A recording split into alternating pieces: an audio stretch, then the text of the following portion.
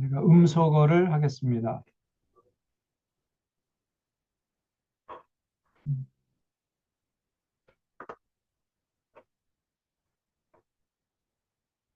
예, 오늘은 레위기 19장부터 시작해서 27장 끝까지 레위기를 마치려고 합니다.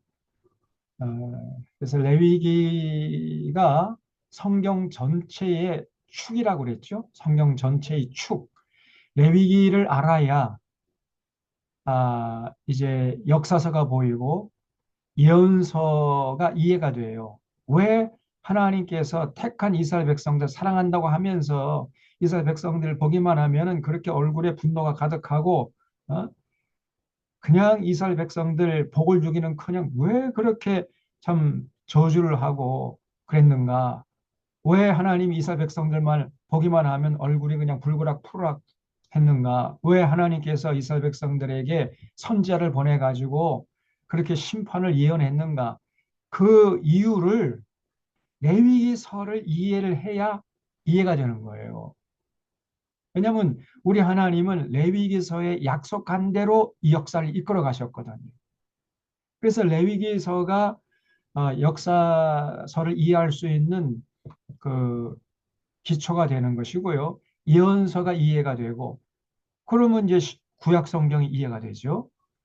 그리고 구약 성경이 이해가 돼야 신약 성경에서 예수 그리스도의 십자가 사건의 의미가 이해가 되는 것이고 그리고 이제 복음서가 이해가 되고 그다음에 그 뒤에 기록되어 있는 서신서가 이해가 되고 요한계시록까지가 이해가 되는 거예요. 전부 다 이 레위기가요. 가장 기본이고 성경 전체를 꿰뚫어 볼 수 있는 축이란 말이죠. 레위기가 중요합니다. 그래서 레위기를 우리가 샅샅이 알아야 된다 그랬죠. 음, 그래서 지난 시간까지 이제 레위기 19장 하다가 어, 시간이 되어가지고 마무리했는데 19장에 보면은 거룩한 백성들의 사회생활이라고 말씀드렸어요. 그래서 19장 2절이 요절이죠. 이스라엘 온 회중에게 하나님께서 뭐라고 말씀하셨냐면 너희는 거룩하라. 왜냐하면 나 여호와 너희 하나님이 거룩하기 때문이라는 거예요. 다시 말하면 하나님의 거룩함처럼 택한 받은 백성들도 거룩해야 된다는 거예요. 하나님의 거룩함처럼 거룩해라. 이게 하나님의 요구입니다. 그러면 우리가 거룩해야 되겠는데 거룩이 뭐냐는 거예요. 거룩.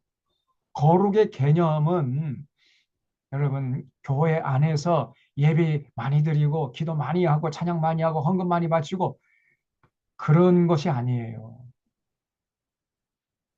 오늘 한국 교회가 이걸 자꾸만 오해를 하고 착각한단 말이죠. 예배 열심히 드리고 기도 많이 하면 거룩한 줄 알아요. 헌금 많이 바치면 믿음이 좋은 줄 알아요. 물론 그럴 수도 있지만 그렇지 않을 수도 있어요. 그래서 우리 하나님은 거룩의 개념을 어디서 찾냐면 삶의 현장에서 어떻게 살아가는가.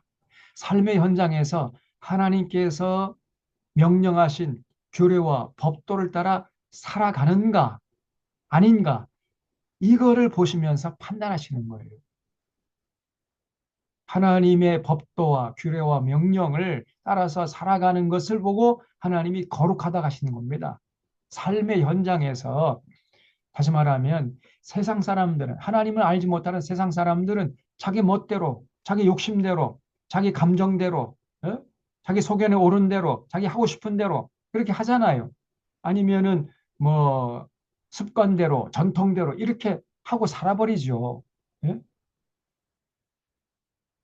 그러나 택한 백성들은 그런 사람들과는 좀 다르게 살아야 된다. 다르게 구별되게 살아가야 된다. 그래서 너희들은 이렇게 살아가라. 그것이 그 명령대로 살아가는 것이 거룩한 것이라. 그렇게 살다가 와서 예배 드릴 때 그 예배를 하나님이 기뻐 받으시고 그렇게 살다가 와서 기도할 때 그 기도를 하나님이 기뻐 받으시고 그런 것이지 삶이 빠진 채 삶의 현장에서 하나님의 규례와 법도와 명령을 실천하지 않은 채 그냥 에, 종교 의식에만 매몰되어 있으면은 절대로 하나님이 기뻐하시지 않습니다. 그거는 타락한 종교예요. 종교 의식에만 매몰되어 있으면 안 된단 말이죠. 그럼 우리 하나님이 절대로 기뻐하지 않으시고 오히려 분노하십니다. 우리가 계속 보겠습니다만은 구약 성경의 이스라엘 백성들이요 그런 실수를 했던 거예요. 예? 이 사람들 세상에 나가서는 세상 사람들과 똑같이 살았어. 다 그냥 욕심 부리고 더 가지려고 하고 더 출세하려고 그냥 남들 깔아뭉개고 그냥 험담해대고 예? 그냥 부동산 투기, 증권 주가 조작하고 그러면서 자기 혼자 잘 먹고 잘 살고 출세하려고 하고 뭐 더 가지려고 긁어 모으려고 수단 방법 가리지 않고 이렇게 살다가 와가지고 하나님 사랑합니다. 그래서 예배드리고 기도하고 찬양하고 헌금 바치고 이랬단 말이에요. 이스라엘 백성들이. 그런 모습을 보시고 하나님이 질색팔색 하시면서 이스라엘 백성들에게 복을 주기는커녕 날마다 때렸어요. 때렸어. 하나님께서 회초리 들어가지고 예? 하나님이 그냥 아수르 군대 보내가지고 바벨론 군대 보내가지고 이스라엘 백성들을 흠지 두들겨 팼단 말이죠. 그래도 깨닫지 못하니까 하나님이 예언자를 보내고 그래도 깨닫지 못하니까 이제는 싹 쓸어버렸습니다. 거기에 대한 기록이 구약 성경이에요. 그래서 이 레위기 식대로 살아야 된다. 레위기에서 하나님께서 명령하신 거 잘 듣고 마음에 새겨서 실천할 때 그 삶의 현장에서 실천할 때 그거를 거룩하다고 여기시는 거예요. 그래서 이 레위기는 개인은 행복하고 사회는 평화롭고 국력은 강해지는 비결을 계속 말씀하고 있어요.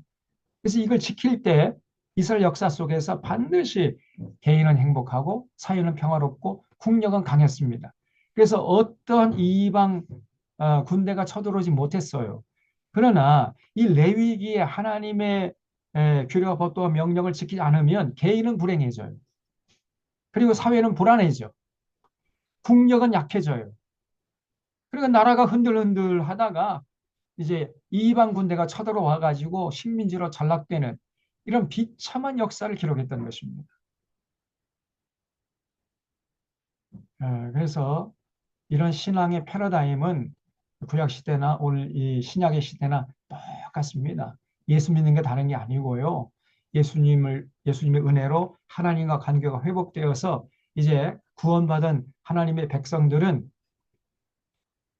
하나님께서 우리의 행복을 위해서 주신 규례와 법도와 명령을 따라 살아가려고 애쓰는 여기에 신앙의 열정을 불태우는 겁니다.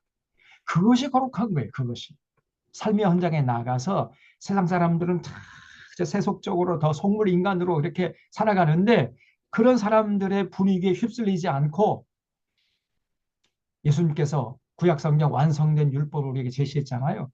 거기에 입각해서 좀 세상 사람들과는 구별되게 살아가는 것. 자기 감정에 충실하지 않아야 돼요. 어떤 사람은 자기 감정대로 해버려요. 그냥. 그거는 절대 예수 믿는 게 아닙니다. 자기 감정에도 충실하지 않고 저 세상 욕심에도 충실하지 않고 오직 그 하나님의 규례와 법도와 명령에 충실하게 살아가는 삶 이게 거룩한 거예요. 그런 사람이 예배 드릴 때 그 예배를 하나님이 기뻐 받으시고 그런 사람이 기도할 때 하나님이 그 기도를 들어 응답하시고 그런 사람이 찬양하는 것을 기뻐 받으시고 그런 사람이 드리는 헌금을 하나님이 기뻐 받으시는 거예요. 그렇지 않으면 삶이 뒷받침되지 않는 종교 의식에 매몰되어 있는 이러한 신앙인들은요, 하나님이 아주 증오한다니까. 오늘 한국교 교인들 대부분 여기에 빠져 있어요. 그러니까 교회가 지금 이 모양 이 꼴입니다. 그래서 19장에 하나님이 거룩함처럼 너희도 거룩하라. 근데 거룩한 게 뭐냐? 3절 이하부터 쭉 나오는 걸 쭉 우리가 읽어보면은 세상에 나가서 구별되게 살라는 거예요. 구별되게. 그래서 3절에 보면 지난주에 여기까지 말씀드렸죠. 부모 경외하는 거예요. 부모를 공경하는 거예요. 그게 거룩한 겁니다.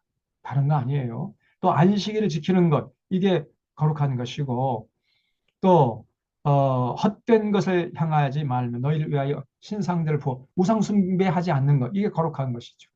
그리고 쭉 넘어가서 이제 9절에 보면 너희가 너희 땅에서 곡식을 거둘 때에 너희 반 모퉁이까지 다 거두지 말며 떨어진 이삭도 줍지 말, 포도원의 열매를 다 따지 말며 포도원에 떨어진 열매도 줍지 말고 가난한 사람과 거름을 위하여 버려두라. 나는 너희 하나님 여호와니라. 그래서 가난한 사람들, 남이 도와주지 않으면은 생존하기 어려운 이런 그 민초들, 예? 민중들, 그런 사람들도 숨 쉴 수 있는 공간을 마련해 주라는 거예요. 그래서 추수할 때 남김없이 추수하지 말고 좀 남겨놓고 추수하고 추수하다가 떨어진 이삭 다시 가서 줍지 말라는 거예요. 그래야 그거 이제 가난한 사람들 고아나 객이나 과부가 그걸 주워 먹고 살 수 있지 않겠느냐. 에? 그래서 포도원의 열매도 다 따지 말고 좀 남겨둬라. 그리고 어, 반 모퉁이까지 다 추수하지 말고 떨어진 이삭도 줍지 말고 그냥 내버려 두라는 거예요. 그래야 가난한 사람들이 그거 먹고 살 수 있지 않겠느냐. 그래서 가난한 사람들 숨 쉴 수 있는 공간을 마련해 주라. 더불어 살라는 거예요. 더불어. 이거를 하나님이 끊임없이 요구하십니다. 가난이 세습되고 부가 세습되는 이런 나라는 불의한 나라고요. 그런 나라는 하나님이 분노하시는 나라입니다. 분노하시는 나라예요. 그런 나라는 얼마 가지 못해서 망합니다.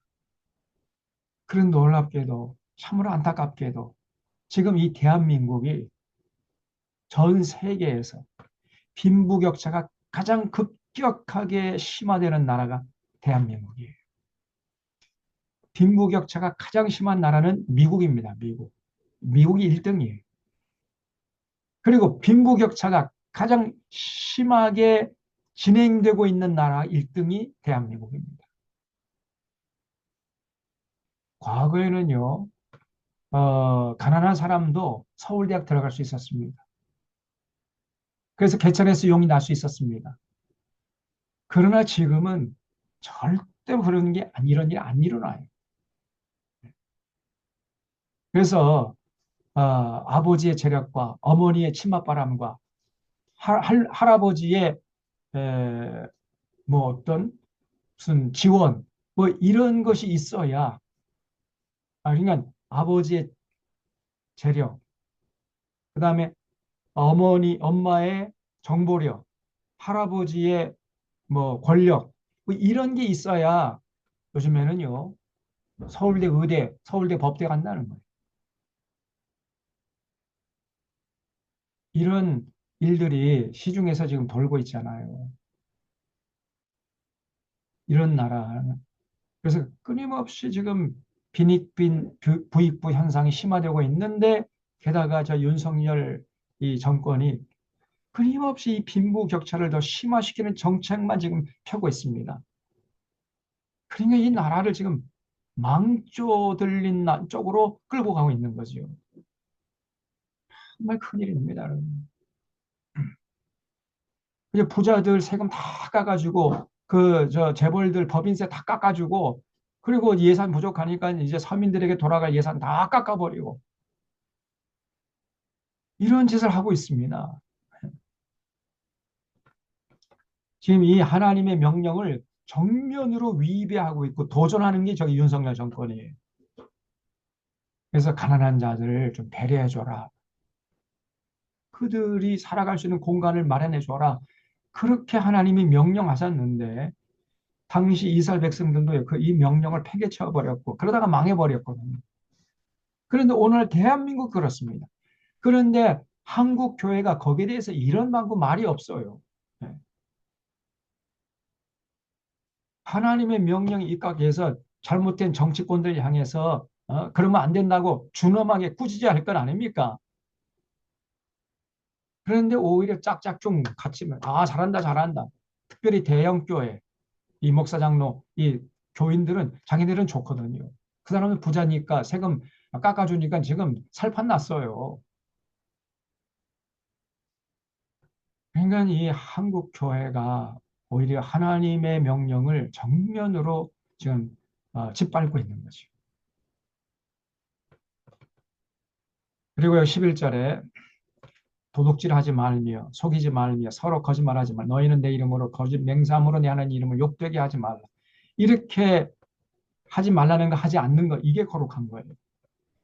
더불어 사는 세상을 위해서 헌신하는 거 그게 거룩한 것입니다. 그리고 13절 너는 내 이웃을 억압하지 말며 착취하지 말며 품꾼의 삭슬 아침까지 밤새도록 내게 두지 말며 그 노동자들 근로자에게 일을 시켰으면 정당한 대가를 줘야죠. 예? 그래서 품삯을 착취하지 말라 그랬어요. 아침까지 밤새도록 내게 두게 그러면 안 되잖아요. 옛날에 믿는 사람이 기업하는 사람 뭐 사장님 뭐 그 해가지고 아니 근로자들 노동자들의 임금을 안 줘줬대. 추석이도 하고 왔는데 임금을 안 주니까 어떻게 추석을 셉니까? 그래놓고는 교회 와서는 또 그냥 막 헌금을 또 뭐, 한단 말이에요. 그러면 이제 교회에서는 야, 저 아무개 사장님 믿음이 좋은 사람이다 해가지고 안수 입사시키고 장로시켜요. 그리고 아주 믿음이 좋은 사람, 복 받은 사람이라고 선포를 해버립니다. 이런 짓을 해왔어요, 한국교회가. 그 헌금이 어떤 헌금인가를 따지지 않고 무조건 헌금 많이 하면은 예? 믿음이 좋은 사람이라고 이렇게 인정을 해줬단 말이에요. 그리고 전부 다 장로시켜주고. 그러니까 교회 밖에서나 교회 안에서나 이 돈. 야고보서에 보면 그런 말이 나오죠. 부자가 오면 여기 여기 앉으십시오. 그러니까 아주 친절하게 교회 안으로 모셔 들어가지고 네, 가난한 사람이 오면 여기 앉든지 말든지 넌 당신 알아서 해라. 교회에서 차별을 한단 말이에요.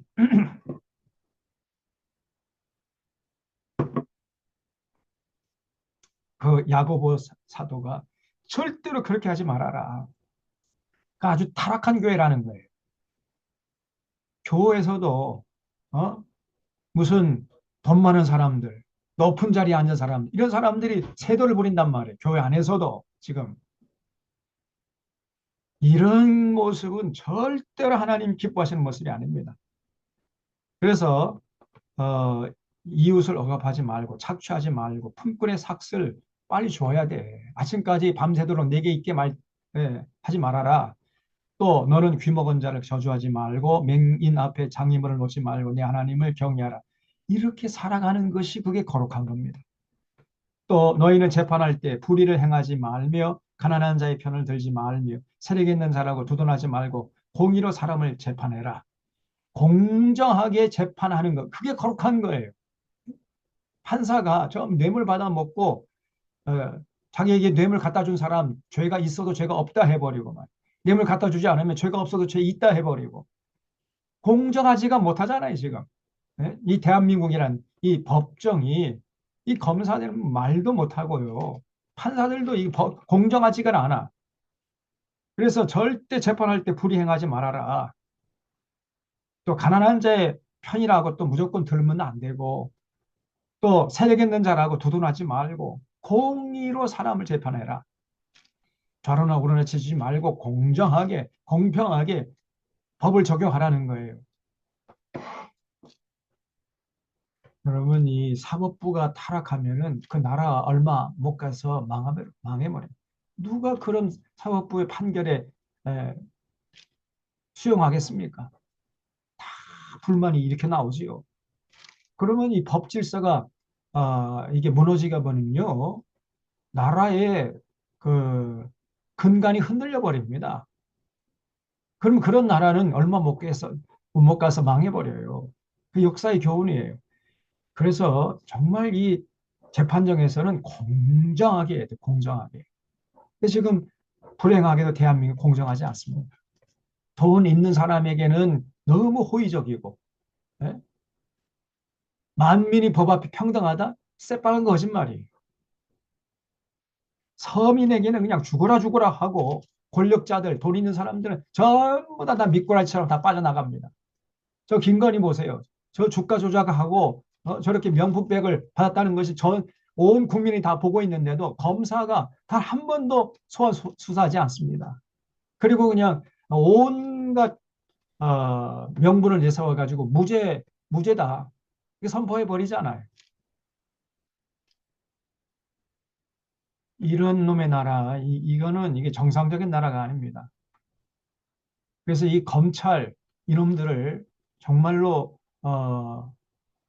이번 기회에 이번에 윤석열 정권과 함께 이런 정치 검사들 의롭게 정말 법을 소화하기 위해서 애쓰는 이런 검사들도 있어요. 근데 몇몇 이 함준도 안 되는 이런 검사 이놈들이 검사 놈들이 정권이 아부하면서 어? 이렇게 지금 나라의 근간을 흔들고 있단 말이죠. 용서해서는 안 됩니다. 그래서 재판할 때 절대 불의를 행하지 말고 세력 있는 자라고 두둔하지 말고 공의로 사람을 재판해라. 이것이요. 정말 중요한 말씀입니다. 이게 4천년 이전에 하나님께서 모세를 통해서 이스라엘 백성들에게 하신 말씀입니다. 그래서 개인은 행복하고 사회는 평안하고 국력이 강해지는 비결로 말씀하신 거예요. 이렇게 살라는 거예요. 그것이 거룩한 것이다. 다른 게 아닙니다. 그리고 너는 내 백성 중에 돌아다니며 사람을 비방하지 말며 거짓 증거하지 말라 그랬죠. 지금 거짓 뉴스들이 판을 치고 있습니다. 지금 유튜버들 막 해가지고 그냥 아니면 말고 이런 식으로 그 유튜버 조회수 늘리기 위해서 자극적인 막 이런 뉴스를 날라고 있어요. 이거 큰 죄입니다. 하나님 앞에서. 그래서 사람을 비방하지 말며 내 이웃의 피를 흘려 이익을 도모하지 말라. 나는 여호와니라. 이렇게 하지 않는 것이 거룩한 거예요. 너는 내 형제를 마음으로 미워하지 말며 내 이웃을 반드시 견책하라. 그러면 내가 그에 대하여 죄를 담당하지 아니하리라.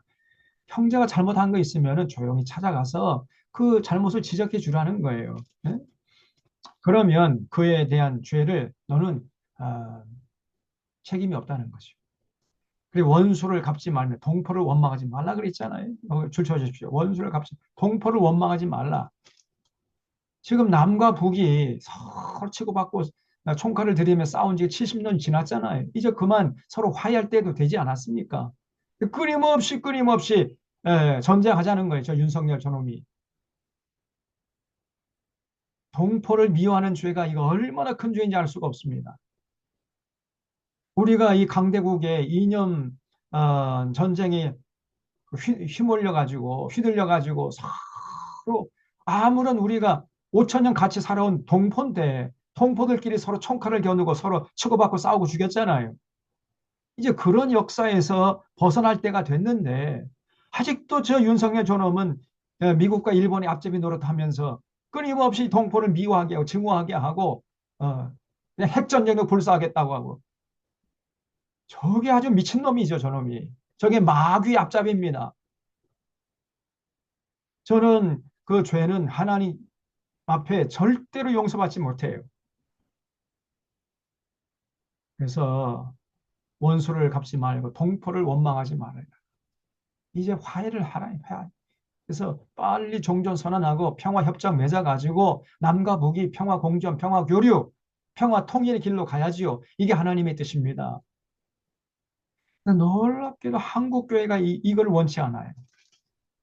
저 대형 교회 그 목사 장로들이 이것들이 딱저 극우 이념에 휘둘려 가지고 지금도 북진 통일하자 그러고 저 북한 공산당 무찌르자 북한을 뭐 악마화 시켜 가지고요. 이런 큰 죄를 범하고 있습니다. 어, 그래서 이웃 사랑하기를 내 자신과 같이 하라. 나는 여호와니라. 이웃도 사랑하라고 그러는데 저 일본하고 뭐 우리나라를 식민 지배했던 일본과는 그 일본 놈들이 우리나라 와가지고 얼마나 못된 짓을 했습니까? 수많은 우리의 선조들을 능욕했잖아요. 우리의 누이들을 데리고 다니면서 성폭행하고 자기들의 성놀이감으로 삼고 그래 하나도 지금 잘못했다고 안 하는데 100년 전에 했던 일을 지금도 잘못했다고 하라고 요구하는 걸 나는 용납하지 않겠다. 이런 말을 해야 되죠. 윤석열 저놈이. 아무리 대통령이라 할지라도 그렇게 말할 자격이 없습니다. 그래 일본과는 저렇게 사이좋게 지내겠다고 하면서 같은 동포끼리는 죽기 살기로 핵전쟁을 불사하면서 싸우겠다는 거예요.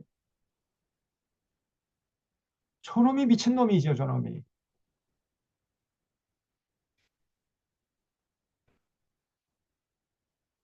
19절에 너희는 내 규례를 지킬지어다. 내 가축을 다른 종류와 교미시키지 말며 내 밭에 두 종자를 섞어 뿌리지 말. 그래서요, 이렇게 이 말씀대로 살아가는 것이 농사 지을 때도 이 말씀대로 살아가는 것이 그게 거룩한 거예요. 그래서 GMO, 어? GMO 아무리 그 농산물 GMO 해가지고 돈을 많이 번다 할지라도 절대 그런 짓을 하면 안 됩니다. 가축을 다른 종류와 교미시키면 안 돼요. 그리고 밭에 두 종자를 섞어 뿌리면 안 됩니다. 근데 지금은 유전자 조작까지 해버리잖아요. 유전자 가위라는 게 있어요. 유전자 가위만 되면 이게 어, 쉽게 유전자를 조작할 수 있습니다. 그 정도까지 지금 과학이 발달되어 있는데 그렇게 되면 유전자를 이게 조작해 버리면은 아무리 제초제를 뿌려도 제초제 내성이 생겨가지고 다른 풀들은 다 죽는데 그 유전자 조작한 농산물은 죽지 않아요. 그 대신에 그 농산물 속에는 다량의 제초제가 농축되어 있는 거죠. 그런 GMO 농산물을 여러분이 드시게 되면은 여러분 몸속에 글리포세이트라는 그 농약 그게 이제 제초제인데 그게 여러분의 몸속에 여러분 장 속에 있는 유익균을 다 죽여버립니다. 그럼 반드시 암에 걸려요. 오랫동안 장복하면 반드시 암에 걸립니다. 제가 지난번에 그 건강 레위기 11장을 다 말씀드렸잖아요. 그래서 지금 미국산 GMO 농산물이 제일 많이 식용으로 수입되는 나라가 대한민국이에요. 미국에 껌뻑 죽거든요. 미국이 하라는 대로 하고 있거든요. 그래서 여러분이 각자 도생해야 됩니다. 그 정치권에서 이 대통령 이런 놈들이 참 미국에 하수인 돼 가지고 백성들 국민들의 안전과 생명은 전혀 염두에 두지 않고 자기들 이익을 따라서 하기 때문에 미국산 농산물 수입하라 그러면 그냥 알겠습니다 형님을 수입하는 거예요. 그러니까 여러분들이 알아서 이제 음식을 구별해서 드셔야 됩니다. 이게 큰 문제가 되는 거예요. 음, 그리고 또 여기 26절에 너희는 무엇이든지 핏째 먹지 말아라 그랬죠. 피를 다 쏟아낸 다음에 먹어라. 그게 거룩한 겁니다. 요즘에 저 뷔페 가면은 그 뭐죠? 그 생고기, 생고기 그냥 피가 흥건히 고여 있는 그 생고기 그 뭐라 그럽니까? 그거를 맛있다고 해가지고 한 접시 들고 와서 먹고 있는 사람들이 있어요. 이 육회 말이 육회. 네? 그럼 목사님 맛있는 거 드셔요 그런다니까. 정말 그런 저런 사람들 도대체 신앙이 뭔지를 아무것도 모르고 있는 거예요. 피째 먹지 말라 그랬어요 하나님이. 육회 여러분 절대 드시면 안 됩니다. 남들이 다 먹는다고 나도 우리도 먹을 수 있다. 그렇게 하면 안 된다니까요. 구별되게 살라 그랬잖아요.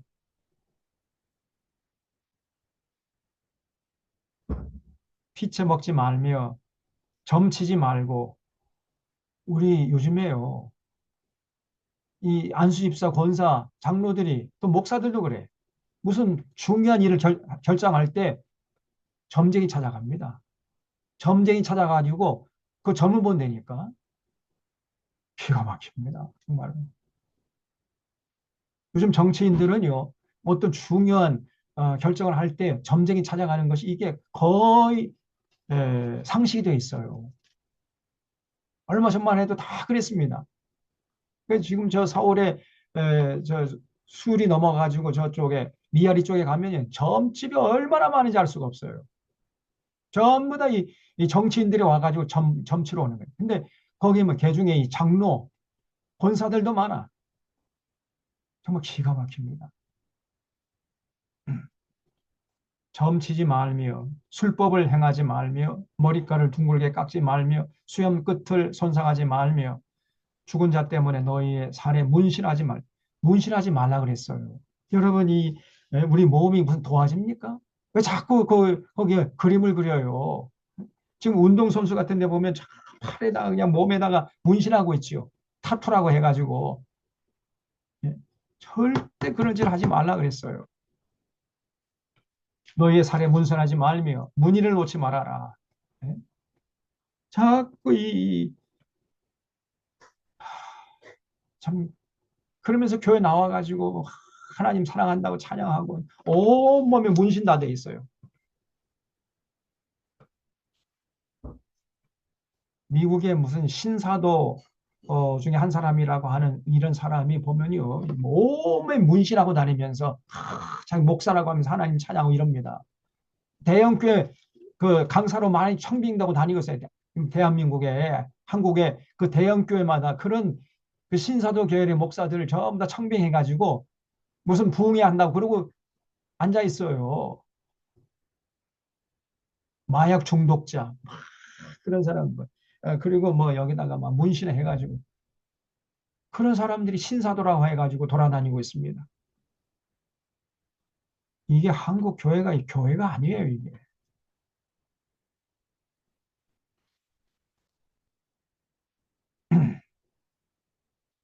29절에 너는 네 딸을 더럽혀 창녀가 되게 하지 말라. 음행이 전국에 퍼져 죄악에 가득할까 하노라.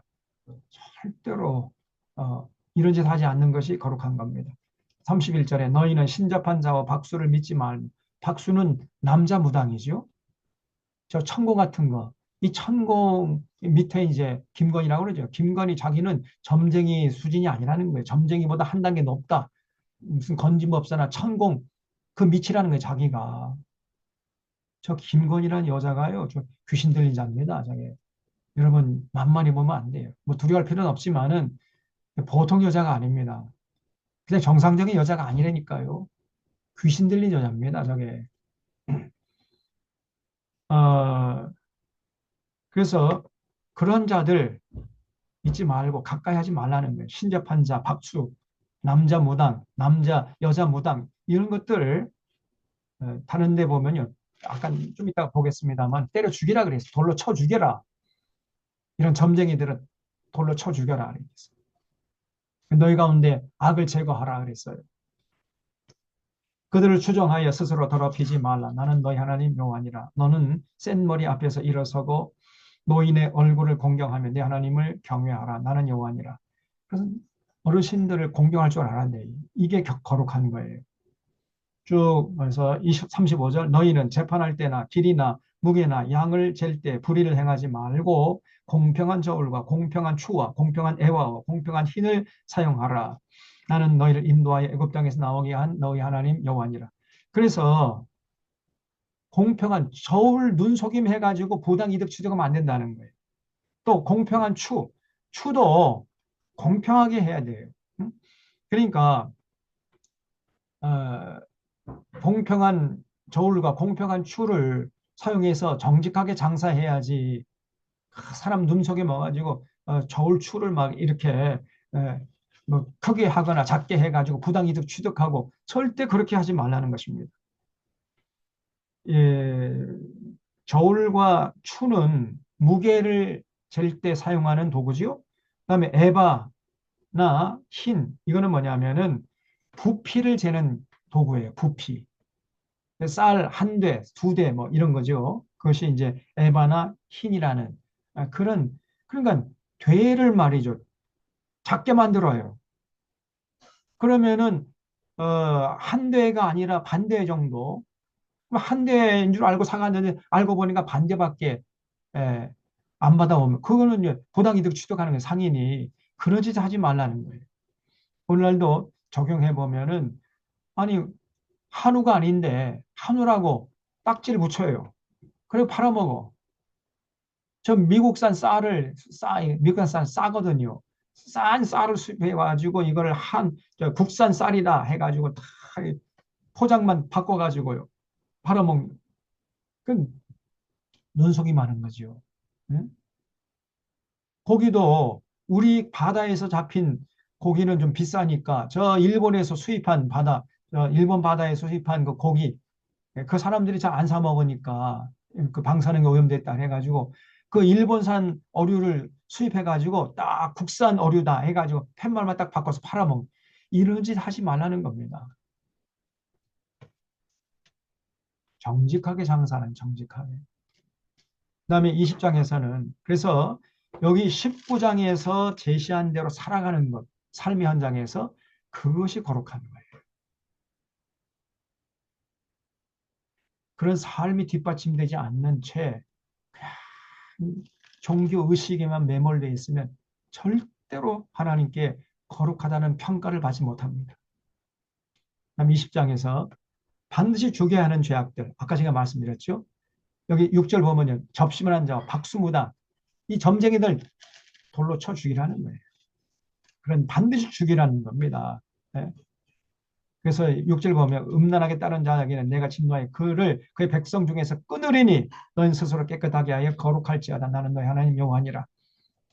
또 9절에 보면 나는 만일 누구든지 자기 아버지나 어머니를 저주하는 자는 반드시 죽일지니 그가 자기 아버지나 어머니를 저주하니 부모님 공경하지 않고 부모님이 늙었다고 무시하고 말이죠. 이런 놈은 살 가치가 없다는 거예요. 반드시 죽이라 그랬어요. 자기 아버지나 어머니를 저주하는 자. 제가 얼마 전에 뉴스를 보니까 광주에 사건이 일어났는데 광주에 사는 어떤 부모님이 재산을 잘 나눠주지 않았던가 봐요. 그래서 서울에 그 아들이 살고 있었는데 아들이 아버지에게 좀 재산 좀 나눠주십시오. 그랬더니 아버지가 안 된다고 그랬나 봐요. 그러니까 그 서울에 있던 아들놈이 광주에 내려와 가지고 자기 아버지를 그냥 몽둥이로 그냥 시퍼렇게 멍이 들고 때렸다는 거예요. 그런 사건이 났더라고요. 그런 놈은 살 가치가 없다. 그건 돌로 쳐 죽이라는 겁니다. 그게 하나님 명령이에요.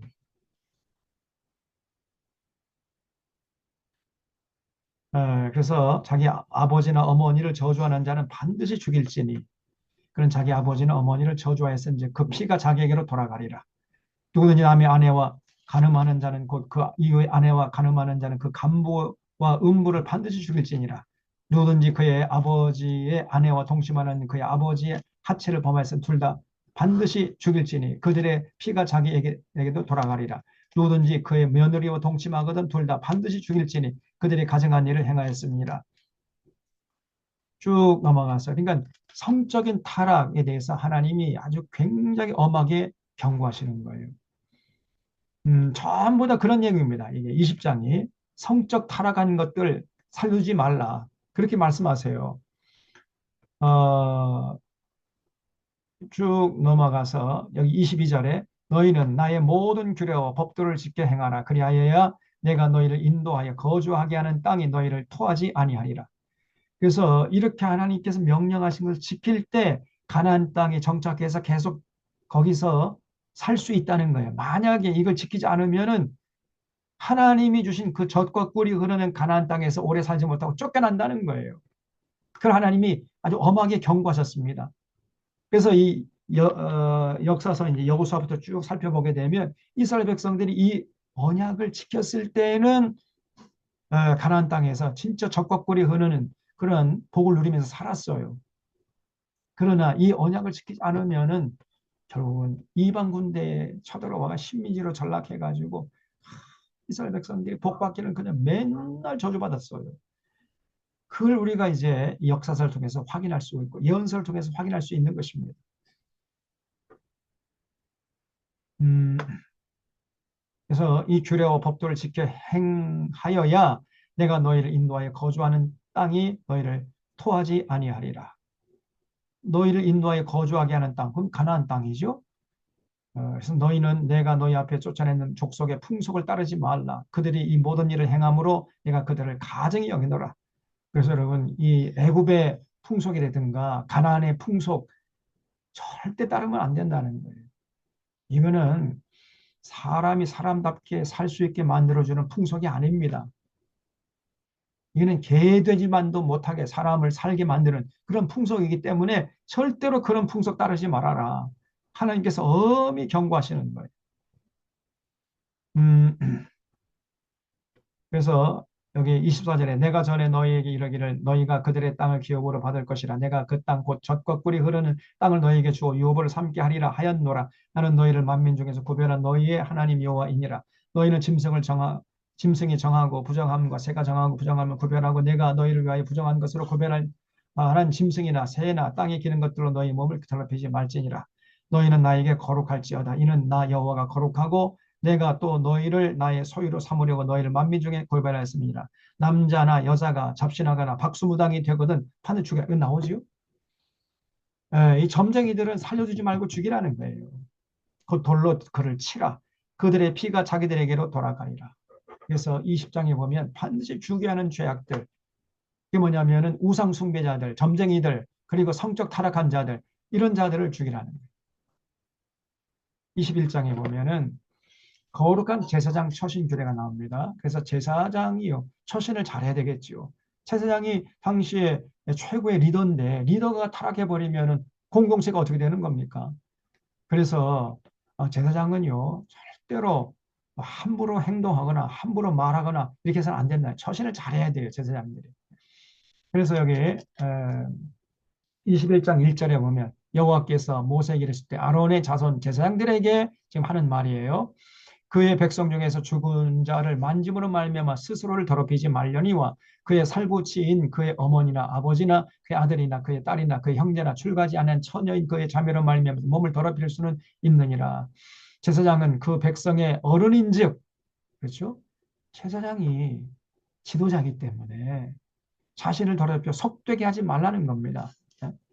그래서 제사장은 머리털을 깎아 대머리 같게 하지 말며 자기 숫염 양쪽을 깎지 말며 살을 베지 말고 그들의 하나님께 대하여 거룩하고 그들의 하나님의 이름을 욕되게 하지 말 것이며 그들은 여호와의 화제 곧 그들의 하나님의 음식을 드리는 자인즉 거룩할 것이니라.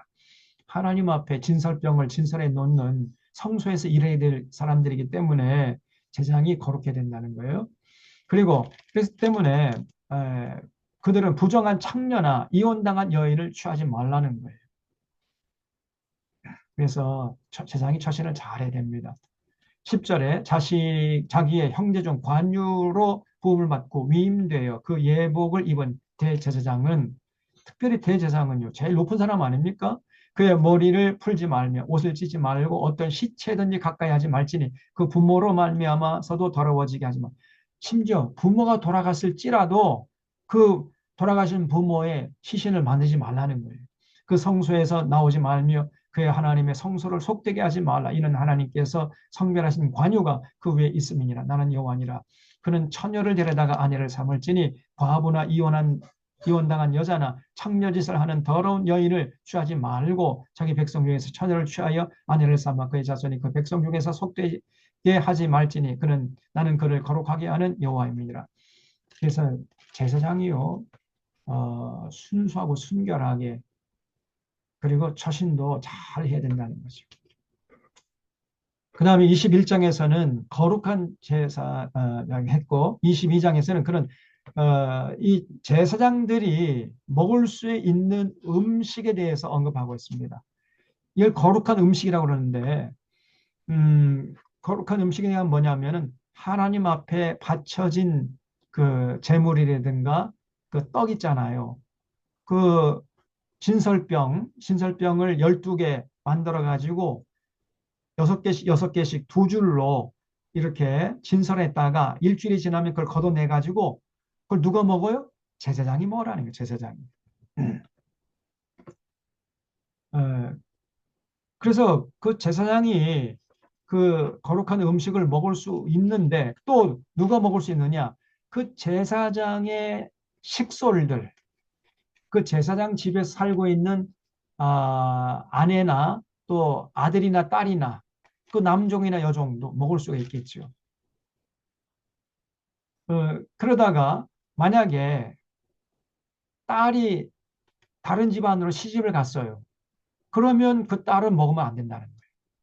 그러다가 그 딸이 이제 뭐 소박을 맞았든지 뭐 이혼했든지 해서 다시 제사장 그 아버지 집으로 돌아왔을 때는 그 딸은 또 그 거룩한 음식을 먹을 수 있다. 이렇게까지 자세하게 여기 언급을 해놨습니다. 여기 22장 4절에 아론의 자손 중 나병 환자나 유출병자는 그가 정결하기 전에는 그 성물을 먹지 말 것이다. 그래서 제사장 중에서 만약에 나병에 걸렸거나 성병에 걸린 이런 사람들은 그 거룩한 음식을 먹을 수 없다는 거예요.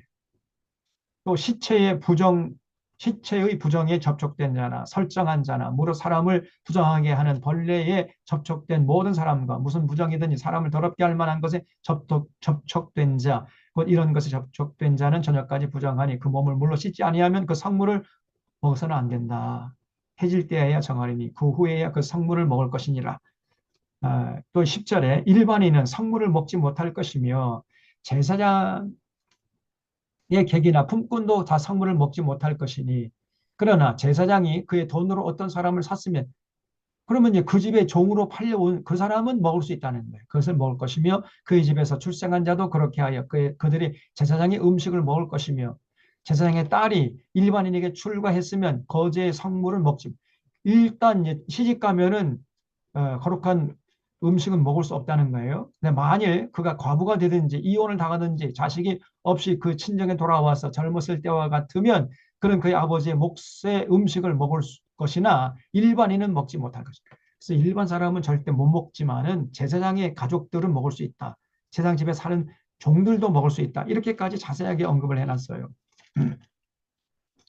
그리고 그 하나님께 제물을 바칠 때는 정성이 담긴 예물을 드리라. 아무거나 그냥 먹다 남은 거, 바짝 말라 비틀어진 거, 흠이 있는 거 이런 거 바치면 안 된다는 거예요. 그래서 19절에 기쁘게 받으심이 되도록 소나 양이나 염소 흠없는 수것으로 드려라. 그리고 21절에 만일 누구든지 서원한 것을 갚으려 하거든 자의로 예물을 드리려 하여 소나 양으로 화목제물을 여호와께 드리는 자는 기쁘게 받으심이 되도록 아무 흠이 없는 온전한 것으로 할지니 너희는 눈먼 것이나 상한 것이나 지체에 배임을 당한 것이나 종기 있는 것이나 습진이 있는 것이나 비루 먹은 것을 여호와께 드리지 말며 이런 것들을 제단 위에 화목제로 여호와께 드리지 말라 그러죠. 그래서 이제 아모스서를 보면은요. 아모스가 아니라 저기 말라기서에 보면 이스라엘 백성들이 뭐 하나님이 뭐 이렇게 꼬장꼬장해. 예? 뭐 아무거나 드리면 되지 뭐. 그럼 먹다 남은 거, 다 말라 비틀어진 거, 쉬어 빠진 거, 그 자기 상사에게도 갖다 드릴 수 없는 어, 그런 것을 하나님께 갖고 나와서 말이죠. 그걸 하나님께 제물이라고 갖다 바쳤단 말이에요. 하나님이 기가 막힙니다. 그러니까 이 이스라엘 백성들이 하나님께 제사 드릴 때 어떠한 무슨 감사의 마음이라든가 정성이 전혀 담겨 있질 않았어요. 그러니까 하나님이 그냥 너무나 실망해가지고 내가 너희들과 도저히 관계를 유지할 수 없다. 그래서 하나님이 그냥 떠나버리세요. 그러면서 구약의 문이 닫혀버리는 겁니다. 그게 구약 성경의 마지막 시 말라기에서 나와요. 하나님께서 분명히 레위기에서 이렇게 말씀해 놨잖아요. 하나님께 드릴 제물은 정성을 해야 돼요. 정성이 담겨 있어요. 중요한 것은 감사의 마음이 담겨 있어야 되고 두 번째는 정성이 담겨 있어야 돼요. 하나 더 없이 삶의 현장에서 하나님의 뜻을 받들어 살아가는 삶이 거기에 담겨 있어야 됩니다. 가장 중요한 삶이 담겨 있어야 되고 감사한 마음이 있어야 되고 정성껏 바쳐야 돼요. 그럴 때 하나님이 그 재물을 기뻐 받으신다는 거예요. 삶이 뒷받침되지도 않고 삶의 현장인 지 멋대로 살아가고 하나님께 나와서 뭐 그냥 빈손으로 오자니 조금 죄송하니까 그냥 먹다 남은 거 썩어 빠진 거, 다 곰팡이 쓴 거, 저는 거 병든 거 이런 거를 딱 갖다 바쳐요. 절대 그런 것은 하나님이 기뻐하지 않는다.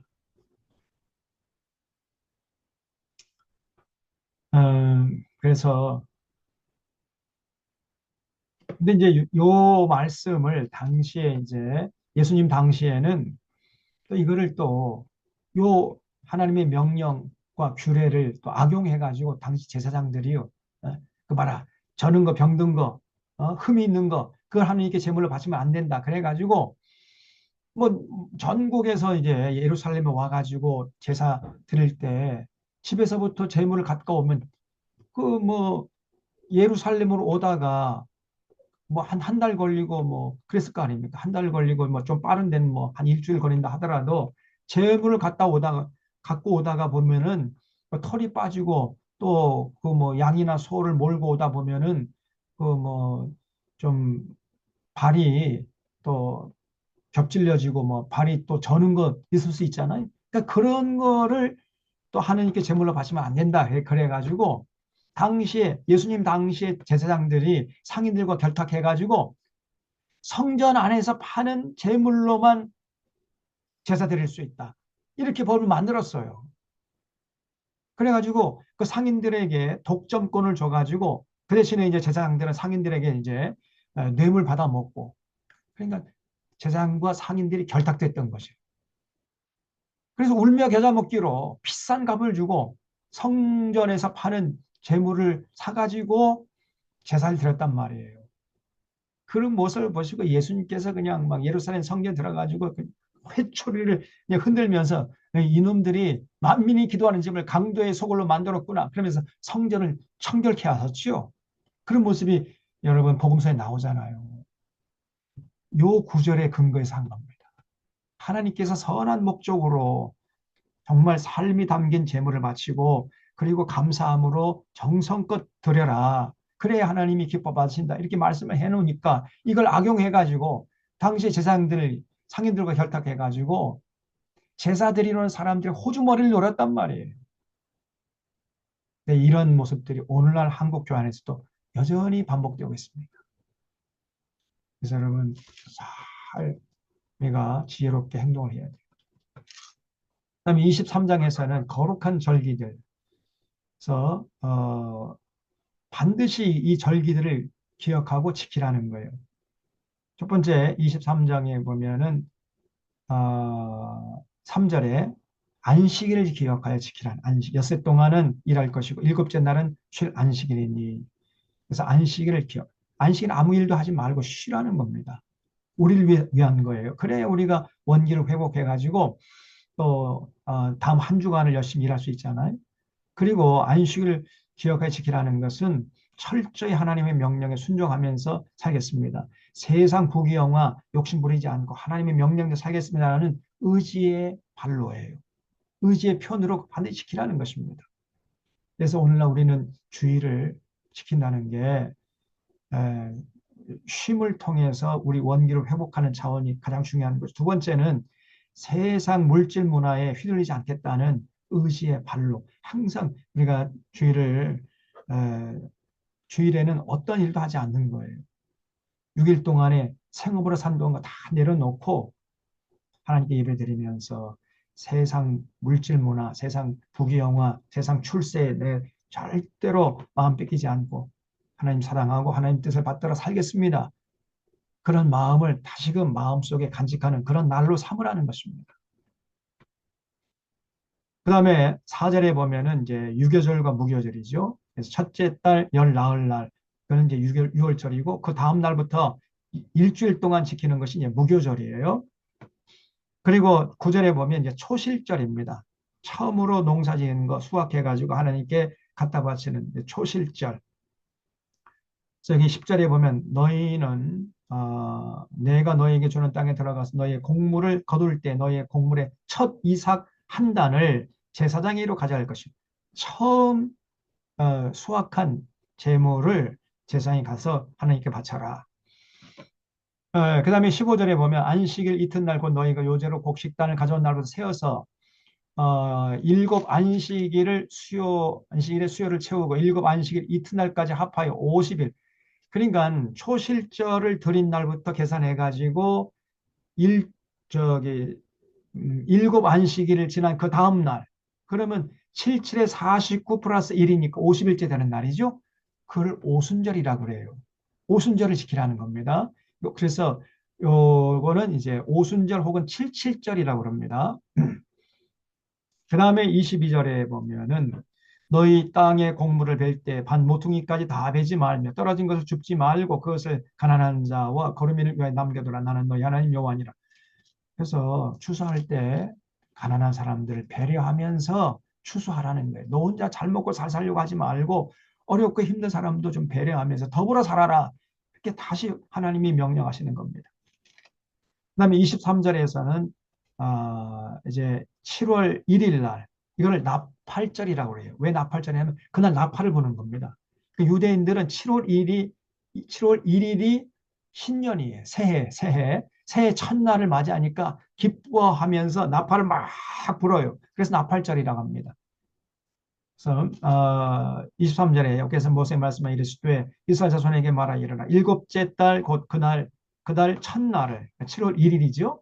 너에게 쉬는 날이 될지니 이는 나팔을 불어 기념할 날이요 성회라. 그래서 나팔절이라고 합니다. 신년이에요.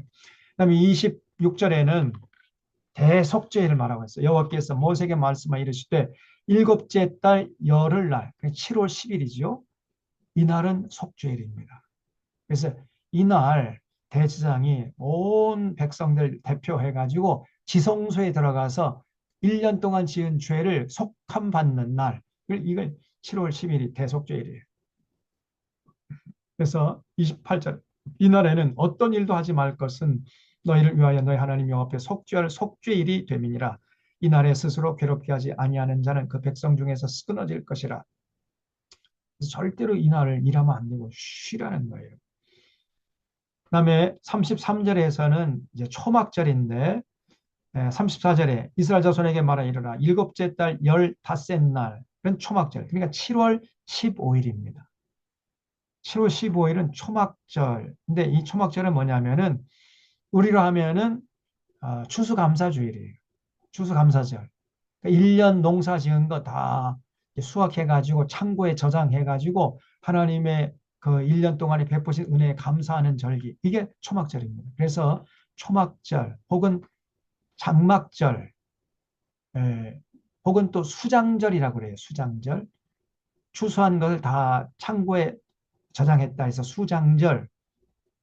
그리고 그날이 되면은 초막을 만들어서 일주일 동안 초막에서 들어가 살아야 돼. 그래서 초막절 혹은 장막절 이렇게 세 가지 용어가 있는데 다 똑같은 얘기입니다. 7월 15일 날 일주일 동안 지키는 거예요. 그래서 지금도 유대인들은 이 초막절 목숨을 걸고 지킵니다. 지금도.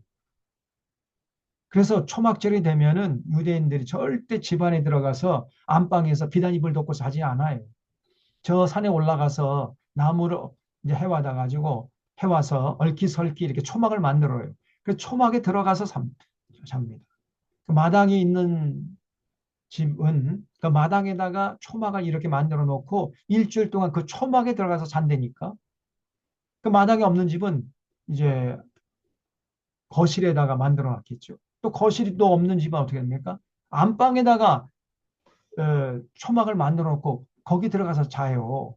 그리고 만약에 이제 그 바이어들 그 뭐 이제 무역하는 사람들이 외국 가가지고 이제 그 사업차 외국 갔다가 이제 초막절 기간이 되면은요 호텔의 방에서도 초막을 만들어 그 안에 들어가서 잡니다. 그런 정도로 철저하게 지키고 있어요. 그래서 하나님께 늘 감사하고 1년 동안 베푸신 하나님 은혜 감사합니다. 그런 절기를 반드시 지키라는 거예요. 음, 일곱째 달 15날 초막절에 여호와를 위하여 이래 동안 지킬 것이라. 전날에는 성회로 모일지니 너희는 아무 노동도 하지 말지며 이래 동안에 너희는 여호와께 화제를 드릴 것이요 여덟째 날에도 너희는 성회로 모여서 여호와께 화제를 드릴지니 거룩한 주이라. 너희는 어떤 노동도 하지 말아라. 그래서 7일 동안 쉬면서 하나님께 이제 감사 예배 드리고 그리고 성경 강좌, 성경을 가르치고 배우라는 거예요. 나중에 나옵니다. 그래서 이거 반드시 해야 됩니다. 성경을 가르치고 배우는 일을 반드시 해야 돼요. 그래서 우리 교회에서는요, 1년에 2번 하잖아요. 그래서 그 예수님 이제 부활하신 날, 그 부활절 그 다음 날부터 일주일 동안 성경 강조하고, 그 다음에 초막절, 우리로 하면 이제 추수감사절이죠. 추수감사절 지난 그 다음 날부터 일주일 동안 또 성경 강조하잖아요. 그거 해야 됩니다. 그래서 우리 교회가 하는 것처럼 다른 모든 교회도 해야 돼요. 그런데 그렇게 하는 교회가 없어요. 그게 문제입니다. 그래서 빨리 창세기 요한계시록까지 성경 전체를 교인들이 통전적으로 볼 수 있는 안목을 가져야 됩니다. 그게 목사의 책임이에요. 그래서 그 교회에 한 5년 내지 한 6년, 7년 정도 다니면은 성경 창세기 요한계시록까지 훤히 이제 꿰뚫어 볼 수 있을 정도가 돼야 됩니다. 그러면 그 목사는 자기 사명 제대로 감당하는 거예요. 그래서 우리 교회 15분 스토리텔링 하잖아요. 15분 동안 창세기 요한계시록까지 성경 전체를 다 말할 수 있어야 돼요.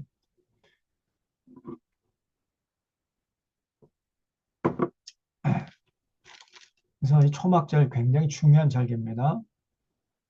39절에 너희가 토지 소산 거두기를 마치거든 일곱째 달 15째 날부터 이래 동안 여호와의 절기를 지키되, 이게 초막절이죠. 첫날에도 안식하고 여덟째 날에도 안식할 것이, 첫날에 너희가 아름다운 나무 실과와 종려나무 가지와 무성한 나무 가지와 신의 버들을 취하여 너희 하나님 여호와 앞에서 이래 동안 즐거워할 것이라.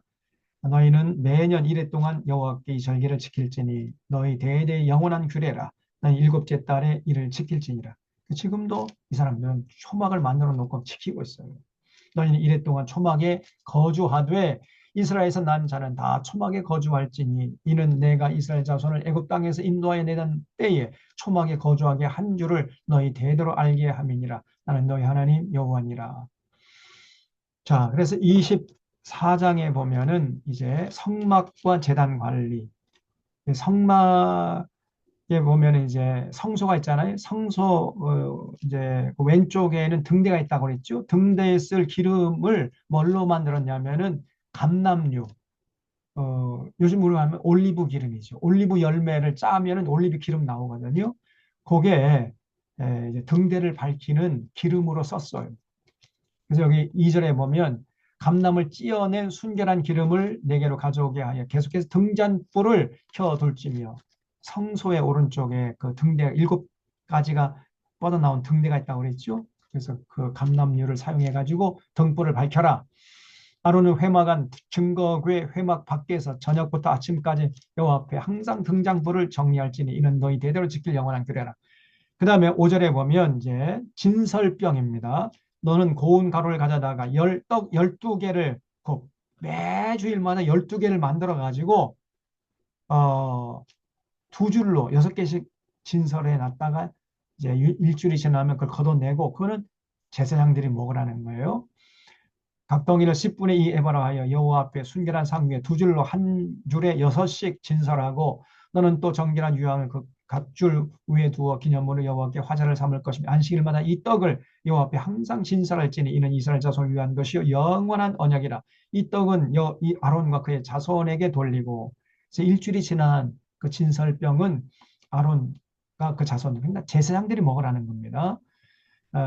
그들은 그것을 거룩한 곳에서 먹을지니 이는 여호와의 화제 중 그에게 돌리는 것으로서 지극히 거룩함이니라. 이는 영원한 규례니라.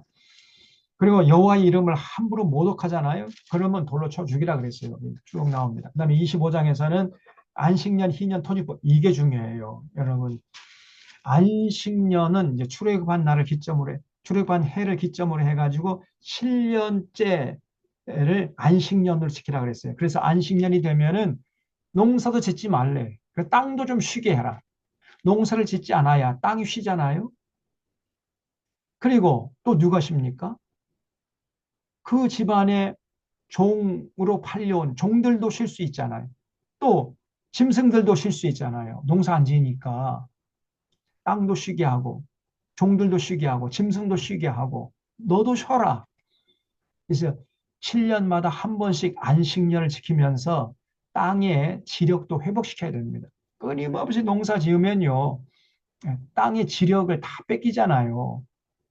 지금 요즘 우리는 계속해서 퇴비 주고 뭐 거름 주고 뭐 그다음에 뭐 비료 치고 뭐 이렇게 해가지고 땅을 이제 계속 농사를 짓는데 사실은 그런 그 옛날에 그런 농법이 발달되지 않았을 경우에는요. 6년 농사 짓고 1년은 좀 땅이 지력을 회복하도록 농사를 짓지 말아야 돼. 내버려 둬야 돼. 그래 땅이 지력을 회복하고 그 다음에 이제 농사를 계속 질 수가 있잖아요. 제가 터키 가보니까요.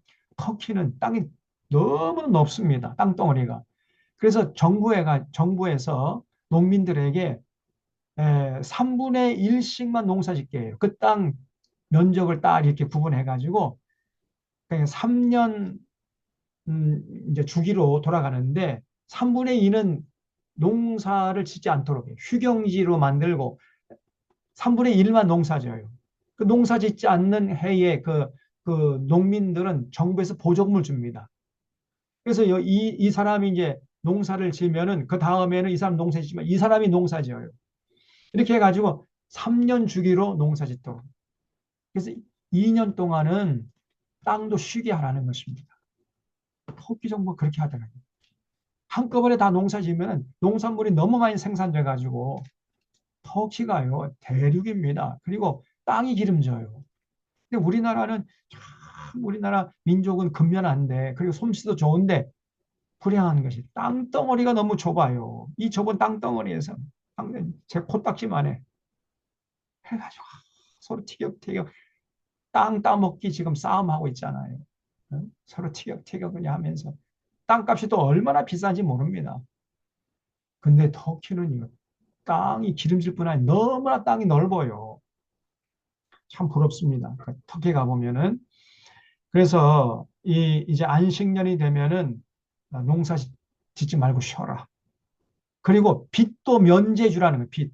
이웃이 너에게 진 빚을 면제. 그래서 면제년이라고도 합니다. 안식년은 면제년이라고 그래요. 그리고 종으로 사온 노예도요. 해방시키라는 거예요. 노예를. 안식년이 되면 노예도 해방시켜야 됩니다. 그렇게 하라고 그랬어요. 지금 하나님께서. 25장 4절에 일곱째 해는 땅이 쉬어 안식하게 할 것이 여호와께 대한 안식이라. 너는 그 밭에 파종하거나 포도를 가꾸지 말며 네가 거둔 후에 자라난 것을 거두지 말고 가꾸지 아니한 포도나무가 맺은 열매를 거두지 말아라. 이는 땅의 안식. 그러면 그 안식년 때에 생산된 농산물은 누가 먹느냐? 가난한 자가 주워 먹어라. 가난한 자가. 그래서 여기 6절에 안식년의 소출은 너희가 먹을 것이니 너와 내 남종과 내 여종과 내 품꾼과 너와 함께 거류하는 자들과 내 가축과 내 땅에 있는 들짐승들이 다 그 소출로 먹을 것을 삼을지니라. 그래서 고아나 객고 가부장 가난한 사람들이나 아니면 노예들이나 아니면 짐승들이 그거 주워 먹을 수 있도록 너는 수확하지 말아라는 것이. 이거 안식년입니다. 그 다음에 희년인데 8절부터 쭉 희년 나오는데요.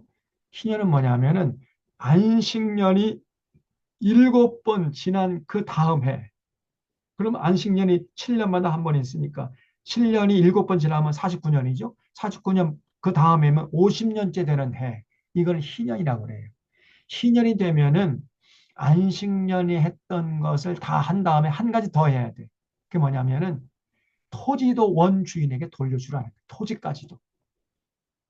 그래서 만약에 토지를 사잖아요. 그러면 최장 그 토지를 사용할 수 있는 권한은 49년 동안 쓸 수 있어요. 희년이 지난 다음 해에 바로 땅을 샀으면 그 사람은 49년까지 그 땅을 쓸 수 있는 권한이 있습니다. 그러나 50년째 되는 희년이 되면은 원주인에게 돌려줘야 돼. 그리고 원래 땅은 소유권이 누구 겁니까? 하나님께 있어요.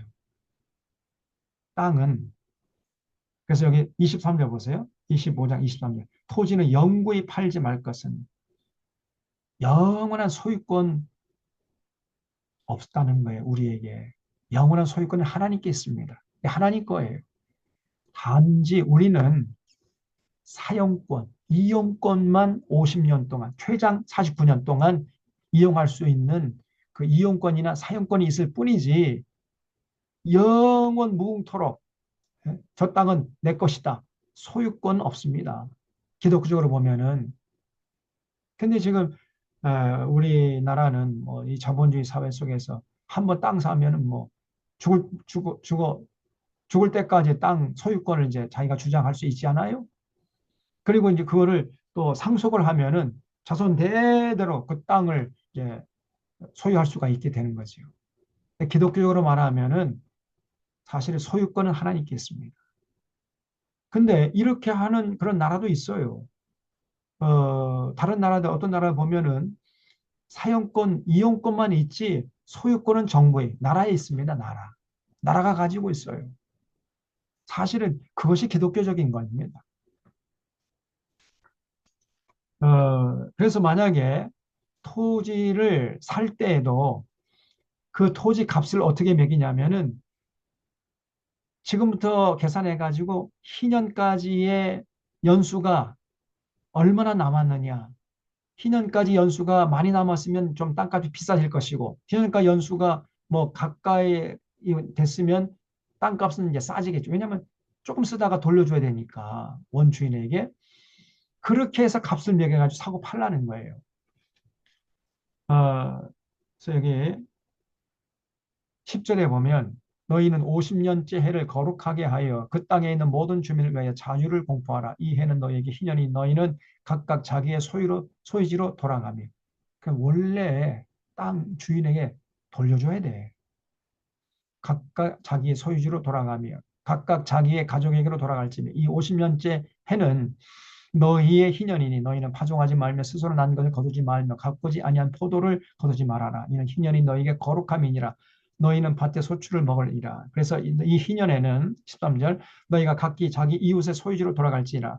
내 이웃에게 팔든지 내 이웃의 손에서 사거든 너희 각 사람은 그의 형제를 속이지 말라. 그 희년 후에 연수를 따라서 너는 이웃에게 살 것이다. 그러니까 땅값을 매길 때 그 희년까지 연수를 계산해 가지고 땅값을 매겨서 사고 팔아라는 거죠.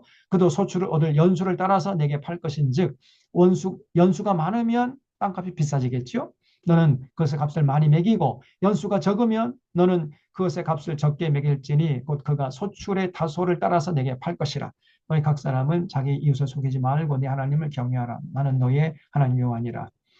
너희는 내 규례를 행하며 내 법도를 지켜 행하라. 그리하면 너희가 그 땅에서 안전하게 거주할 것이라. 그래서 여러분 이 안식년과 희년을 지키라는 그 하나님의 목적이 뭐겠어요? 그렇죠. 더불어 살라, 더불어. 너 혼자만 잘 먹고 잘 살고 이웃은 굶어 죽든지 말든지 이런 세상 만들지 말라는 거예요. 빈익빈 부익부 현상이 심화되는 이런 나라를 만들지 않을 수 있는 장치로서 안식년과 희년을 지키라는 것입니다. 그래서 우리 하나님의 간절한 소원은 뭐냐면은 예나 지금이나 마찬가지로 영원히 불변하지 않고 우리에게 요구하시는 하나님의 간절한 소원이 뭐냐? 더불어 살아요, 더불어. 그래서 빈부격차가 없는 모든 사람들이 다 참 인간다운 대접을 받고 사람다운 대접을 받으면서 그 일한 대가를 충분히 만끽하면서 더불어 살아가는 예, 힘 있다고 해서 갑질하지 않고 힘 없다고 해서 갑질을 당하지 않고 서로 인간답게 서로 대접하면서 서로 위로하고 격려하면서 이렇게 서로 사랑하면서 살아가는 이런 세상을 만들라는 거예요. 이게 하나님의 변치 않는 요구고 기대입니다. 이 하나님의 요구를 드릴 때 하나님이 기뻐하시고 이 요구를 깔아 뭉개잖아요. 그건 하나님은 분노하시는 거예요. 분노. 근데 오늘날 이 한국교회가 이 자본주의에 편입돼 가지고 전혀 이 하나님의 명령 눈꽃만큼도 생각하지 않습니다.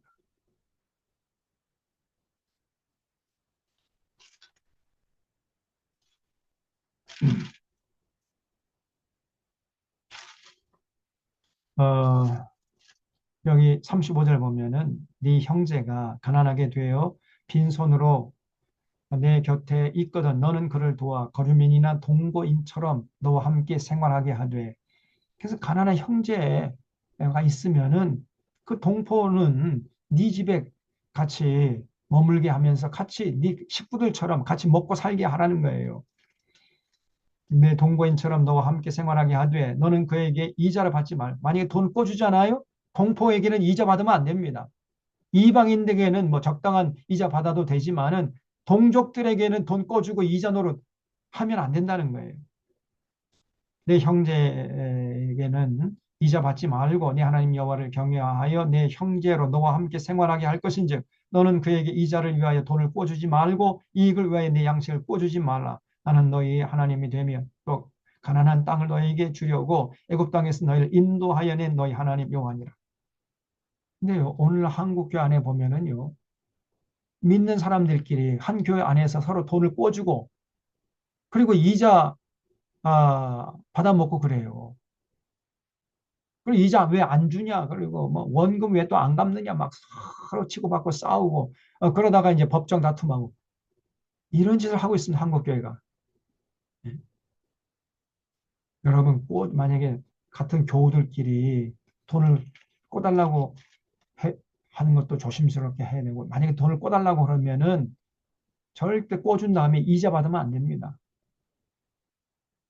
그리고 꿔준 다음에 잊어버려요. 저 사람이 원금 갚으면 좋고 안 갚아도 괜찮다. 그 정도 그런 심정을 가지고 그런 자세로 돈을 꿔주란 말이에요.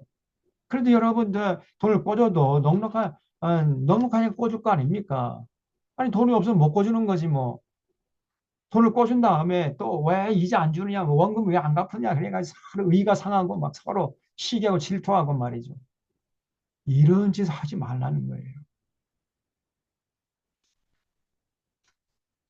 근데 그런 모습들이 많아요, 한국 교회 안에.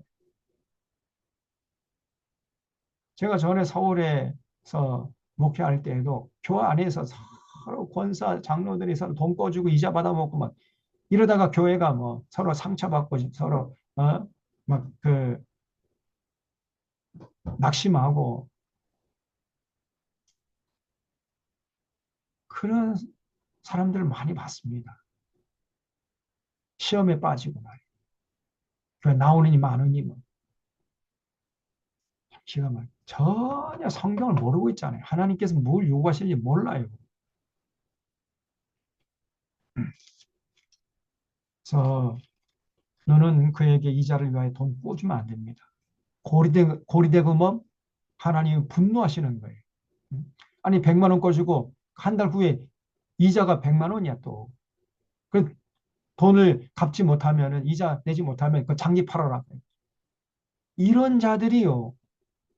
교회 안에 장로 권사가 많이 돼 있습니다. 여러분 저기 저 서울역이나 남산 이런데 거기 지하도에 가보면은요 환전상들이 있어. 환전상 달러 환전해주고 뭐 환전해주고 해가지고 또 급전을 또 꿔주고 그리고 이자를 막 고리대금으로 받는 이런 사람들이 죽치고 앉아 있다니까요. 근데 그 사람들이 전부 다 교회 권사 장로들이에요. 그러니 한국 교회가 이게 완전히 복맞아요, 복맞아.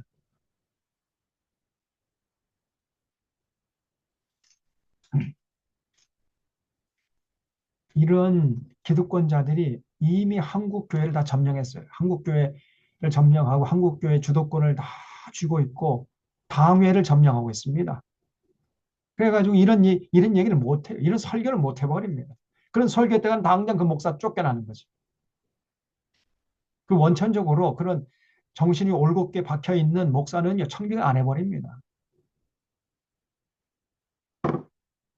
서울에 그 중형교회 이상 되는 그런 교회에서 예언서 가지고 예레미야서나 이사야나 미가서나 아모스서 가지고 설교하는 거 봤어요?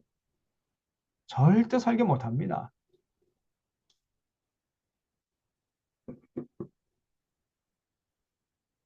그러니 하나님이 어떤 분이신지 전혀 모르는 거죠. 전혀 몰라요.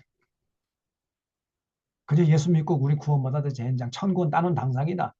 그런 수준이니까. 그게 구원파인데 그 구원파를 이단이 정렬 똑같이 이 정통교회도 구원파 노릇하고 있어요. 성경은 알 바 없고 뭐 관심도 없고 하나님께서 뭘 자신들에게 요구하는지 전혀 모릅니다. 그러면서 이제 신앙생활 10년, 20년 하면 권사 되고 이제 안수집사 되고 장로 되고 목사 되고 천국 갈 줄 알아요. 천만의 말씀 만만의 콩떡입니다. 음, 음,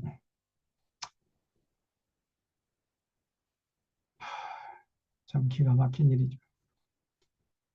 자, 그래서 26장에 보면은 복과 저주입니다. 그래서 지금 25장까지 이 하나님의 귀로 법도와 명령을 따라 살면은 하나님이 복 주겠지만은 이 하나님의 귀로 법도와 명령을 따라 살지 않으면 저주하겠다는 거예요. 그 26장입니다. 그래서 26장 3절에 너희가 내 규례와 계명을 준행하면, 여기서 규례와 계명이라는 것은 25장까지 전체 1장부터 25장까지 전체 내용을 받는 거예요. 그래서 지금까지 25장까지 한 모든 규례와 계명을 다 지켜 행하면, 그러면 내가 너에게 철을 따라 비를 줄 것이다.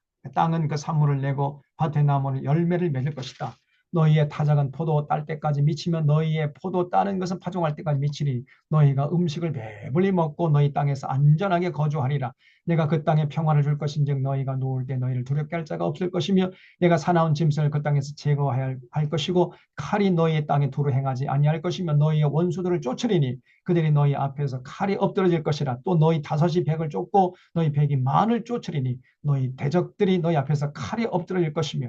그러니까 아주 강력한 나라를 이룬다는 거예요. 감히 그 나라를요 침범할 그러한 군대가 없어요.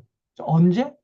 이스라엘 백성들이 하나님의 규례와 법도를 따라 살게 되면, 그러면 다섯이 백을 쫓고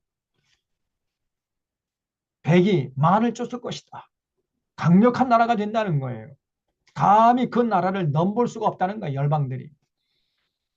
너희 대적들이 너희 앞에서 칼이 엎드러질 것이며 내가 너희를 돌보아 너희를 번성하게 하고 너희를 창대하게 할 것이며 내가 너희와 함께한 내 언약을 이행하리라. 너희는 오래 두었던 묵은 곡식을 먹다가 새 곡식으로 말미암아 묵은 곡식을 치우게 될 것이다. 얼마나 멋진 표현입니까? 다시 말하면 끊임없이 풍년을 맞이하게 해주겠다는 거예요. 언제? 너희가 내 규례와 법도와 명령을 지키면. 그래서 더불어 사는 세상을 위해서 너희 혼신의 힘을 다해서 애쓰면은 내가 하늘에서 이른비와 늦은비를 적당히 줘가지고 날마다 해마다 풍년을 맞게 해서 묵은 곡식 먹다가 새 곡식으로 묵은 곡식을 치우게 해주겠다. 이렇게 하나님이 약속하셨어요. 우주 만물을 창조한 하나님께서.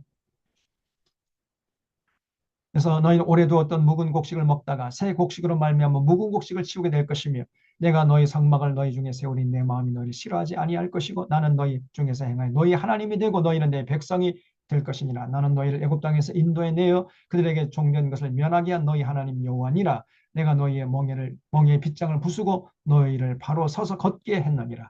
그래서 1장부터 13장까지는 하나님의 규례와 법도와 명령, 그 요약하면 하나님 사랑하고 이웃 사랑하라는 것이죠. 하나님 사랑과 이웃 사랑하면서 사랑으로 살면서 더불어 사는 세상을 위해서 헌신하면 내가 너희의 거주하는 땅에 평화를 줄 것이고 산원 짐승이 임하지 못하도록 내가 너희를 지켜줄 것이고 내 원수들이 쳐들어왔다가 한 길 왔다 한 길, 일곱 길로 도망하게 될 것이고 너희들의 백이 만을 쫓을 것이고 다섯이 백을 쫓을 것이고 너희 대적들이 너희 칼 앞에서 다 엎드러질 것이다.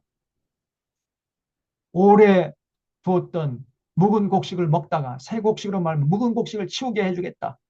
배불리 먹고 등사숙게 참 평화롭게 이렇게 살게 해주겠다는 거예요. 부강한 나라. 그래서 여러분 하나님의 모든 규례 법도 명령은 개인은 행복하고 사회는 평화롭고 국력은 강하게 되는 비결로서 주어진 거예요. 그걸 반드시 지키라는 겁니다. 그걸 지킬 때 이런 복을 주겠다는 것이고 만약에 지키지 않으면 저주하겠다는 거예요. 그 내용이 14절부터 26장 46절 끝까지 다 나와요.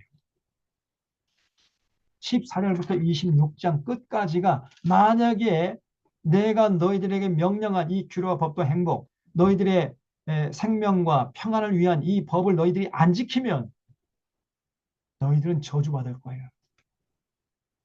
그런 경고를 하는 내용으로 되어 있어요. 그러니까 복 주겠다는 얘기는 13절까지만 하고 14절부터 46절이면 뭐몇 절입니까? 46 빼기 13하면 34절, 33절. 33절은 지키지 않으면 너희 저주하겠다는 그런 내용으로 되어 있어요. 그러니까 어, 지킬 때 복주겠다는 내용보다도 지키지 않으면 저주하겠다는 내용이 한 3배 정도가 많아요.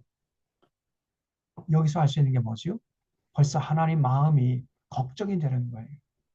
쟤네들이 이거 안 지키면 내가 약속대로 참 저주할 텐데 그러면 안 되는데 그러니까 얘들아 내가 정말 너희들 어? 지키지 않으면 저주할 거니까 반드시 지켜야 돼. 알았지? 지킬 거지? 예? 지켜야 된다. 이런 마음이 여기에 담겨 있는 거예요. 그래서 하나님이 이렇게 자꾸 말이 길어져요. 왜냐하면 반드시 지키라는 거죠. 벌써 이스라엘 백성들이 하나님의 명령을 지키지 않을 것을 하나님이 훤히 내다보고 계셨던 거거든요. 그래서 이렇게 하나님이 길게 잔소리 같은 이런 말씀을 하십니다. 그래서 여기 14절 보세요. 그러나 너희가 내게 청종하지 아니하여 이 모든 명령을 준행하지 아니하며 내 규례를 멸시하며 내 마음에 법도를 싫어하여 내 모든 계명을 준행하지 아니하며 내 언약을 배반할진대 만약에 내가 너희들에게 명령한 규례와 법도와 명령을 지키지 않으면 그런 얘기죠. 그러면 내가 이제 이같이 너희에게 행하리니 곧 내가 너희에게 놀라운 재앙을 내려 폐병과 열병으로 눈이 어둡고 생명이 쇠약하게 할 것이요 너희가 파종한 것을 것은 헛되리니 너희의 대적이 그것을 먹을 것이며 내가 너희를 치리니 너희가 너희의 대적에게 피할 것이고 너희를 미워하는 자가 너희를 다스릴 것 너희는 쫓는 자가 없어도 도망한다. 줄쳐십시오. 야, 이 얼마나 불행합니까? 쫓는 자가 없어도 도망쳐야 돼. 이런 재앙을 받게 될 것이라니. 언제? 하나님의 규례와 법도와 명령을 지키지 않으면 이런 재앙을 당한다는 거예요. 그래도 정신 못 차리고 청정하지 아니하면 너희 죄로 말미암아 내가 너희를 7배나 더 징벌하리라. 가중처벌하겠다는 거예요. 그래도 만약에 정신 못 차리면 어떻게 돼? 21절에 너희 나를 거슬러 내게 청종하지 아니할지 내가 너희의 죄대로 너희에게 7배나 더 재앙을 내릴 것이다. 그래도 만약에 정신 안 차리면 어떻게 돼? 24절에 나도 너희에게 대항한 너희 죄로 말미암아 너희를 7배나 더 치리라. 내가 칼을 너희에게로 가져다가 너희 언약을 어긴 원수를 갚을 것이며 너희가 성읍에 모일지라 너희 중에 연병을 보내고 너희의 대적의 손에 넘겨줄 내가 너희가 요리하는 양식을 끊을 때 열 여인의 한 화덕에서 너희 떡을 구워 저울에 달아주리 너희가 먹어도 배부르지 아니할 것이다. 그래서요. 만약 이스라엘 백성들이 하나님의 규례 법도와 명령, 하나님 사랑, 이웃 사랑하며 더불어 사는 세상을 위해서 헌신하지 아니하면 하나님께서 이제 저주하겠다는데 그 저주하는 내용이요. 첫 번째는 하늘에서 비를 딱 끊어버려요. 이른 비와 늦은 비를 제때 내려주질 않아요. 그럼 어떻게 됩니까? 가뭄이 오죠. 가뭄이 오면 뒤따라오는 게 기근이에요. 굶주림이 온다는 굶주림. 그래도 정신 못 차리잖아요. 그러면 전염병이 와요. 그래 정신 못 차리잖아요. 그러면 이제 이방 군대를 보내겠다는 거예요. 하나님께서. 이렇게 약속했습니다. 그 대표님 말씀이 26절인데 너희가 유리한 양식을 끊을 때 열 여인이 한 화덕에서 너희 떡을 구워 저울에 달아줘. 너희가 먹어도 배부르지 않아. 이걸 알아놔야 돼. 레위기 26장 26절. 나중에 요한계시록 이해가 됩니다. 이게 그림 언어예요. 그림 언어인데 배가 고프니까 10명의 여자들이 한 부엌에 모여가지고 조금이라도 누가 더 많이 가져갈까 봐 음식을 나누는데 저울에 달아서 정확하게 나눈다는 거예요. 그래서 그걸 나눠가지고 먹어도 절대로 배부르지 않아요. 이게 무슨 말이죠? 엄청난 기근이 왔다는 거예요. 기근. 굶주림이 왔다는 것입니다. 이게 언제냐? 내가 명령한 너희들의 행복과 개인의 행복과 사회의 평안과 국력의 부강함을 위해서 명령한 규례와 법도 명령을 따르지 않을 때 이렇게 될 것이라는 거예요. 그래도 만약에 정신 차리지 못하면 어떡하는가? 28절에 내가 진노로 너희에게 대항하되 너희 죄로 말미암아 7배나 더 징벌하리니 너희가 아들의 살을 먹을 것이요 딸의 살을 뜯어먹게 하겠다. 이 하나님 약속이에요. 우리 하나님 약속대로 하십니다. 그래서 우리가 예레미야서 봤죠. 예레미야서 애가서 봤잖아요. 지난주에. 예레미야서 애가서 보면은요. 진짜 이 하나님의 이 예언이 그대로 현실이 돼요. 이스라엘 백성들이 하나님의 이 레위기 약속, 하나님 레위기 언약을 경홀히 하고 팽개쳤다가 결국은요. 그들이 바벨론 군대가 쳐들어오니까 쳐들어와가지고 예루살렘 성을 에워쌌거든요. 1년 6개월 동안. 그러니까 성 안에 먹을 거 떨어지니까 실성한 여자들이 굶어 죽다가 못해서 제 새끼를 잡아다가 삶아서 그 고기를 뜯어먹고 있어요. 그 역사적으로 그것이 그냥 현실이 되었던 것입니다. 이거는 구름잠 얘기가 아니고 소설이 아니에요. 이스라엘 역사 속에 실제로 그런 일들이 있었단 말이에요. 그 예레미야 애가서를 통해서 우리가 확인할 수 있습니다. 우리 하나님은 이 약속대, 이 레위기 26장의 약속대로 역사를 이끌어 가셨다는 것을 우리가 이제 역사를 통해서, 연설을 통해서 확인할 수 있습니다. 그래서 여러분, 성경 말씀을 경홀히 여기면 안 돼요. 자, 시간이 너무 지났는데 조금 남았는데 제가 뭐 진도가 중요한 것이 아니라 여러분이 성경을 보는 안목이 열리는 게 중요한 것이기 때문에 다음 주에 조금 더 하고, 그다음에 다음 주에는 이제 민수기. 그 민수기도 얼마나 참 중요한 내용이 많은지 몰라요.